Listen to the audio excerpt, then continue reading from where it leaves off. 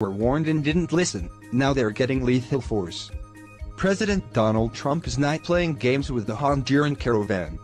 The president said on Thursday that he would authorize the use of lethal force to stop the caravan from invading the United States, NBC News reported. President Donald Trump said Thursday that U.S. troops he dispatched to the nation's border will use lethal force to stop migrants attempting to enter the country if they have to. Earlier this week, Trump authorized the military to use its rules of engagement, rather than those of domestic law enforcement agencies, at the border. If they have to, they're gonna use lethal force, he said. I've given the okay if they have to. I hope they don't have to. He added that he will close entry at the border if he deems it necessary to prevent immigration. Just before the midterm elections this month, Trump sent thousands of troops to the U.S.-Mexico border in response to the advance of caravans of migrants through Latin America. Secretary of State Mike Pompeo reinforced the president's message in a statement Thursday, saying, "The caravans will not be permitted to enter the United States.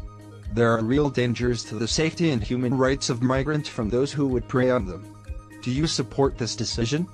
Critics of Trump's use of force policy have said it runs the risk of entering a thicket of federal statutes, constitutional principles and international law, most notably the Posse Comitatus Act, which, with some exceptions, precludes the military from domestic law enforcement activities.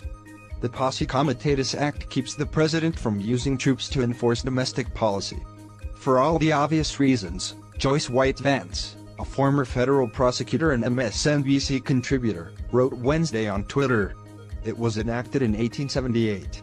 Only Trump would think to violate it, and as all things with Trump, once you violate a norm, it's a fast slide down the slippery slope.